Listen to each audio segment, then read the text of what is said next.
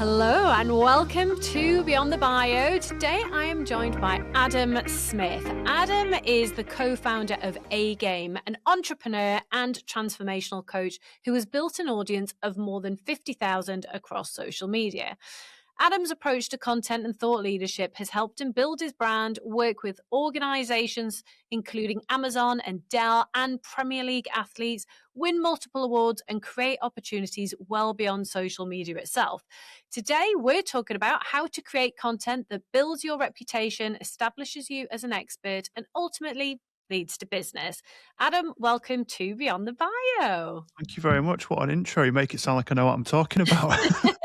I'm sure you do, and we will have a discussion that shows exactly that. So, Adam, you've built an audience of more than 50,000 across LinkedIn, TikTok, and Instagram. Was building your personal brand on social something that you set out to do strategically, or has this happened more organically? That's a great question because I think personal brand has become a lot more prevalent in the last couple of years. It was never referred to as that before, and now you've got specialists in the area. So, I look at some of the biggest, most successful entrepreneurs out there when we're talking top level of Bill Gates, Steve Jobs, etc. It was never referred to as personal branding, and because they put the product first. But what the really interesting thing is it's switched now. If you look at Stephen Bartlett's personal brand versus his company, his following by far outweighs it. It's the same with my personal one compared to the company because people want to get to know the founder behind the business because there's a million coaches, there's a million mentors. Why do I want to resonate with you? Why do I want to listen to your message and your view of the world? So I've found that being sort of unapologetically me, being forthright, being no nonsense, and creating polarity between my content has been some of the biggest needle movers, but also having some humor in there, talking about your interests and, do you have dogs? Do you like to go play tennis, etc. That those little things make you a bit more human as well.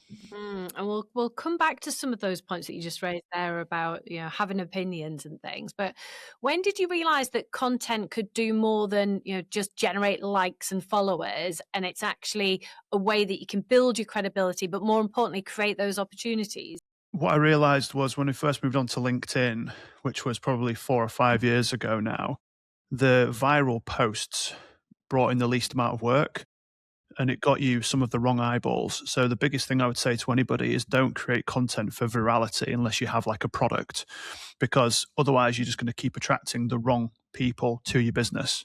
And with the work that I do, it's very specific to successful founders. And it's mostly men, but I also coach some women as well. If I keep talking about either light, fluffy stuff that has no relevance to my business, then all I'm going to keep doing is attracting more of the thing that I don't want. So most people that are in the content creation space, which really needs to be everybody that owns a business, in my view, you have to be willing to have the posts that fall flat on their backside. And the 5 liked posts and the 1 comment posts are the ones that hit the ego, but usually they're the ones that improve your bank account. So what we quickly realized was the top funnel, middle funnel, and bottom funnel content. Yes, you can have some posts that are just with you and your dog or whatever. The other week I got engaged and I posted about it on LinkedIn. Congratulations. I Thank bet you. that did well as a post. People like Oh to celebrate. my God, yeah. Hundreds of thousands of impressions, loads, hundreds of comments. How many leads? 0. I did a post 2 days later, 7 likes, 2 comments, 2 leads. So I think they both have their place.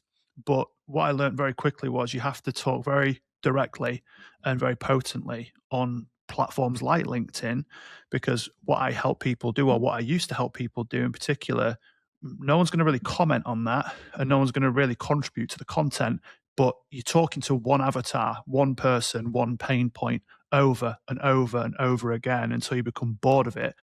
And that's what resonates with the audience more. So the more you can have that ideal person as if they're sat right in front of you and you're talking to them, I'd always aim for that as opposed to just trying to go viral all the time. But having the odd one certainly serves a purpose. Yeah, it's interesting that thing around ego, isn't it? Because I love it when I get a post that does really well. But like you say, they're not the ones that bring the leads in. But I do think they generate awareness. They definitely add followers. So they're getting people into your world. But yeah, you're right. It's those small ones. I did a post, well, it was probably over a year ago. No, I know it was about a year ago, about this guy, a local businessman that I don't know. who crashed into me on a roundabout, and then he crashed into me, but then I was getting taken to court through the insurers. It was really weird. And I just was in such a strop. And it was funny because I'd looked this guy up on LinkedIn and saw we had 4 mutual connections, and I messaged the one I knew most, that I'm quite friendly with, just saying, "Oh my God, you're friends with this guy. He's the one that crashed into me." And he said, "Oh, you should out him on LinkedIn." And I said, "No, I'm not doing that." But I did write this Raji post, and that went wild. So many people giving me advice about how I need dash cams and all this stuff, and how that happened to them, and all how unfair it is, and all of this. And it did go bonkers. But like you say, did I get any leads from it? No, but it had like 1,000 likes, probably 1,000 comments. Like, it was huge. But then maybe a week or so later, I was doing a post about one of our writing retreats, which, tiny audience are going to be interested in writing a book and coming to a retreat to learn how to do that. But I got a sale off that. So this is the thing. We've got to sometimes get over our ego there. So obviously there's a huge amount of content being produced right now, and you kind of touched on this or alluded to it a bit around having opinions. But what do you think makes someone's content position them as a thought leader or someone that stands for something rather than just another person that's posting all the time? Yeah, I think it's going back to that word polarity. And what's happening in the world right now is that I need to shout louder than you, and I need to come up with an extreme view just to get attention. So I don't want to go down the rage bait and clickbait angle per se. People talk about there's no good men out there supporting these young boys. There is. They're called Dr. Gabor Mate. They're called Jordan Peterson. They're called whatever, but they're not as popular as Andrew Tate because he's talking in more extremes. So I'm not advocating that you have to go down the rage bait, clickbait route, but you have to stand for something and don't caveat it. Nike say, just do it. They don't say, just do it, but don't worry if you're a single mum that's working 2 jobs and you're really struggling with your back right now. It's just do it. It's to the point, and that is going to repel and it's going to attract. And that's what I attempt to do with most of my content is, really attract who I want and repel who I don't. A lot of the content I used to do was helping founders remove alcohol from their lives. And I would do posts to say, if you're drinking just 2 beers a night, it is destroying your business. Now, as a blanket statement, some people go, what are you talking about? But it's the compound effect of doing so. You can then explain it in the body of the copy. So the hook needs to be powerful, but the content can have a little bit of nuance without caveating everything. So the more you can do that and the braver you can be, it's going to really thicken your skin and toughen you up. I've been featured on LinkedIn Lunatics about 25 times, on Reddit, easily Oh 25 God, I times. wonder if I'm on that. Yeah. Have a look. Oh, I've had threats over DMs. I've had Wow. people, saying all sorts of things that I won't repeat on here, but you can imagine how horrific it is. My coach tasked me with coming up with a controversial opinion. So at Christmas time, I said, there's nothing more destructive for a business than hosting a Christmas party. And I went into all the reasons as to why, because I used to work in hospitality for 15 years. I saw people's careers lost. I saw lives change. I saw, the receptionist getting with the CEO and they're both in trouble now. I've seen people go to hospital, you name it. I've seen it all at Christmas parties. And the whole message was talking around if you invested that in their leadership and their development and stuff they actually want to do to improve camaraderie and everything else, that's better. But all people saw was Christmas party equals worst thing ever. But that was the point as well. And that went nuts, went super viral. And I got probably 60% positive in my favor, 40% negative. And it's if you can handle the perceived negative, or maybe it's just another person's opinion, because some people will tell me and they'll go, you're wrong, Adam. It's not about removing alcohol. It's about moderation. And I always just go back. I'm not wrong, but neither are you. And that's okay. We've lost this ability to have different opinions without, really vilifying the individual that's saying the message. So I think say it with your chest, don't caveat. You're going to draw your people to you, and then you're going to naturally push people away because you aren't growing your business. The business is growing you. Every day there's a new challenge, and you have to accept that, and putting content out there it's the price of doing business. And how do you handle that negativity? Because I think I would really struggle with that. And I'm not saying I don't have strong views or opinions on things, because I absolutely do. But I guess I shy away from sharing anything that could be perceived as particularly, extreme, or not that I've got, I would say, extreme views, but, I do have thoughts on things. And the thought of people in my DMs, the way that you just described there, just absolutely terrifies me, because I think I'm more sensitive than I realized. So I don't know if that's for me. Yeah, that's it. And it's not for everybody. So I'm not suggesting that you have to go down that route, but it's when I've done those posts, it's got me like disproportionate positive net benefit out of it. And some of the physical tools that I use is literally just focusing on the breath when you read it, because as soon as you read it, it does hit you like that instantaneous, like smack in the face of wow, because some of them can be unbelievable. Like, I talk about when I came close to ending my life a few years ago, and maybe 8 years ago, should I say. And I did a post about it, and someone on TikTok said, "Shut up, you effing idiot. You should have carried on driving the car." So those kind of things, if you're in the wrong mindset, I would say don't post it. But if you're in a good headspace and before you go online, do some breath work, calm yourself down, reduce your cortisol before you read the comments. And another good tool is imagine it was said about somebody else. So imagine that you're reading a post by, Susan, not Sophie. And it makes that one person removed seem less intimidating or less overwhelming. So that's something that I've found is, right, this isn't about Adam Smith. This is about Alan Smith. And I'm just going to read the comments as if it's not said about me.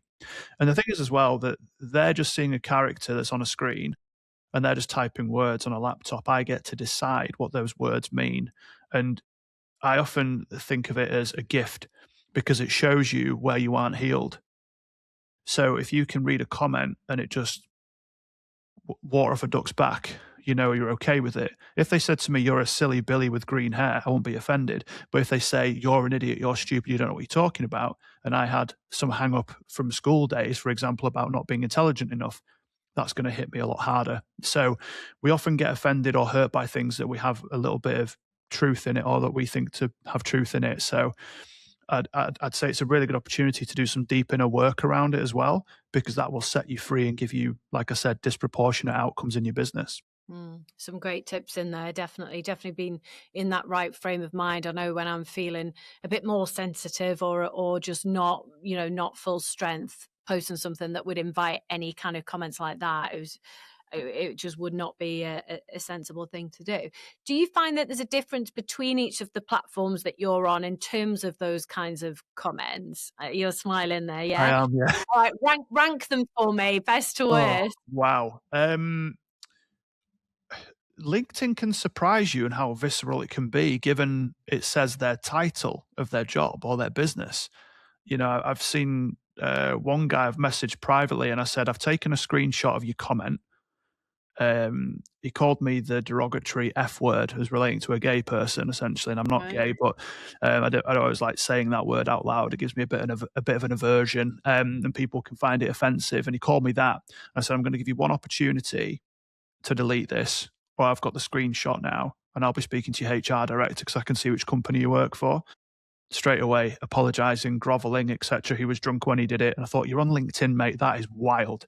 Anyway, so LinkedIn can be bad. If I was to say on the platforms I'm on, TikTok's the worst. Instagram is a close, very close second. And LinkedIn is probably third.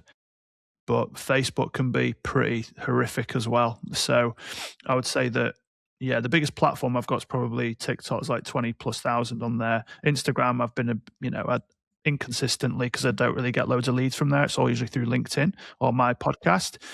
But YouTube can be pretty toxic as well. They're all pretty bad, to be honest with you, Oh Sophie. my But God. I would say the problem with TikTok is it's not regulated, and neither is Instagram. So Mm. you can go behind user 123 and say anything you want, and they don't block any comments or anything. So it can be horrific.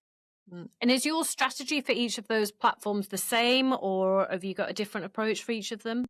You have to grab people's attention within the first, probably on TikTok, honestly, 2 seconds maybe. That's how bad it's getting. 2 to 3 seconds if your hook isn't smacking them in the face. So I'll say something like, for instance, over there, it's purely to grow my following. I'm not using it as a lead generator. I'm purely using it as leverage to do speaking gigs, go on podcasts, what have you. So that'll be very much around more diversifying my content. So that'll be really smacking them in the face with, say, alcohol and ADHD. Whereas LinkedIn, I'm talking to how to expand your business, how to grow your profit, how to gain more freedom. So it's not as grabby, but it still hits my ideal client smack in the face in a different way.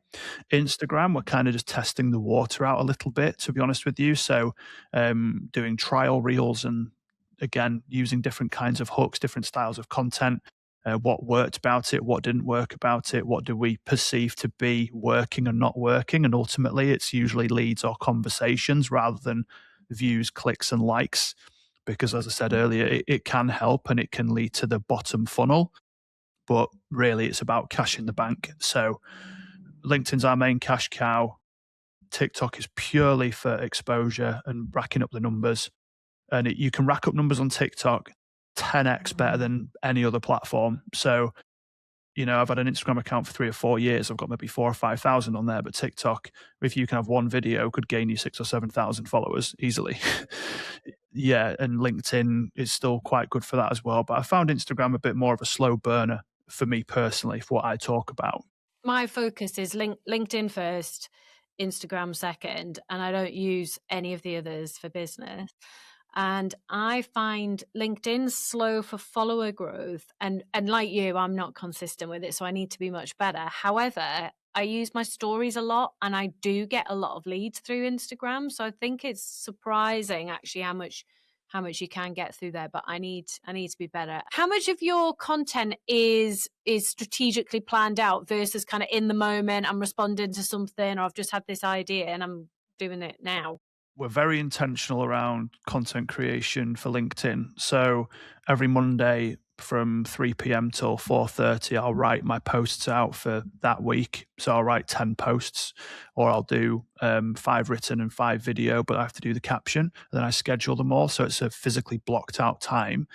Instagram's more off the cuff, so that could be more stories if I'm out and about. Whether I'm at a nice hotel or whether I'm at a spa, or if I'm out with the dogs, whatever, it could just be a moment of inspiration that comes to me. Reels is 2 to 3 a day. TikTok is, again, we've taken a bit of a backseat to that in the last week or two, but that's 2 or 3 a day. So it's a real high level of consistency. But LinkedIn's like a non-negotiable. I post every single day. Yeah, without fail, really, in some capacity, whether that's through text posts. Because what I do is, so my content grid basically is I'll have 5 subjects and then I'll do them in 5 different ways, in 5 different methods. So for instance, it could be testimonial post on a Monday and it's about a client transformation, and I'm going to do a I don't know, call to action around, if you want to work with me, do X.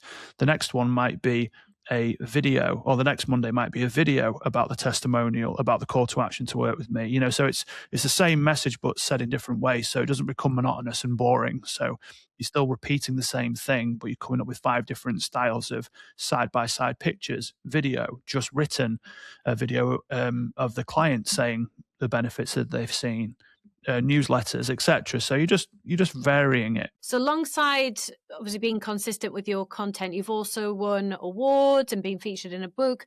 How important has that wider third-party credibility been alongside building your own audience? It's massive, because we're in the middle of writing our own book, and it's not because we want to become the next Mel Robbins or what have you. It's to use as an authority piece for when you are going on podcasts or when you are speaking on stages, because then people become more familiar with your brand through that. So the award is good because, yes, you get your cheap shot of validation when you post it online, but the long-term picture is that you can use it as a reference point that your work has been recognized amongst all these other competitors for a reason. So it's how you leverage it and what you make it mean can really change the positioning of your brand, as opposed to just doing it purely for everything needs to be revenue driving. It doesn't, as we touched on many times here. It's awareness, that sometimes you can use a leverage of your reputation, what have you, but then physically putting your money where your mouth is to get the right exposure, because I think a lot of people are scared of doing that as well. I was always massively against anything like, paying to speak at someone's event. I was like really against it. And I've changed my mind a little bit. I've still not done that myself, but I'm a bit more open to it now, because actually you do get loads of opportunities when you go and speak at someone's event. You know, we just did our first big event in June, and all of our speakers have had opportunities off the back of it. And I'm like, oh, right, yeah, this is actually, there's something in this. Is this your first book then? It's very early stages of it, but we're looking at having it You need released. a publisher, you need to come and talk to us, but the book will be a game changer for you. So I'm doing my 4th book at the moment, and like my last book is still selling every day. You know, it's doing well, and the opportunities that you get off the back of that, just in terms of elevating your bio and being able to win more awards, being able to speak at more events, being able to charge more, parceling it up with other things that you do. It's the thing that I recommend the most to people if you want to move things forward and create more opportunities, is the book, and how you leverage it with the good launch and how you use it in the future. It's absolutely massive. It's huge. Like, every client that we've had that's doing books is just seeing everything skyrocket. Yeah, I think speaking on stages for us has been disproportionate again, outcomes, you know, and it was someone that did an event in September last year, and he said, I can't afford to pay. I said, I'm not bothered. And he said, what do you mean? I thought you'd, want a fee for it. I said, no, I'll come along. I'll pay for my own train fare. I don't care. Just feed me when I get there and we're all good. And anyway, so 4 people directly signed up off the back of that. Then from there, they got 2 of their friends to sign up after 3 or 4 months. And long story short, it brought us in like multiple 6 figures of revenue over the course of 12 months because of the compound effect of one event. So when you look at the ROI and you say, well, okay, I spent £60 on a train ticket to get to Manchester, but it brought me in X amount thousand, was it worth it? Of course it was. It's definitely got to be part of your strategy. And when the book's out, that will help you get better speaking stuff as well. So it all works. Amazing, exciting. Adam, I could talk all day, but we are out of time. If anyone watching or listening hasn't come across you before, where's the best place for them to find you? I feel like I know the answer based on our conversation, but tell us. Well, unfortunately, I've got a very common last name of Smith, so it's quite difficult to find Adam Smith sometimes. But agameconsultancy.com is my website.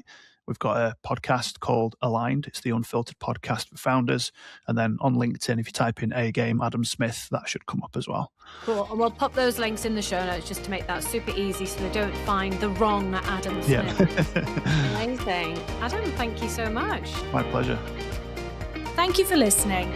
If you're serious about growing your profile, take our free profile assessment quiz to see where you're at right now and get hints and tips on how to improve your score. You'll find the link to the quiz in the show notes. If you've enjoyed the episode, it would be mint if you'd subscribe, like, and leave a review. See you next Monday.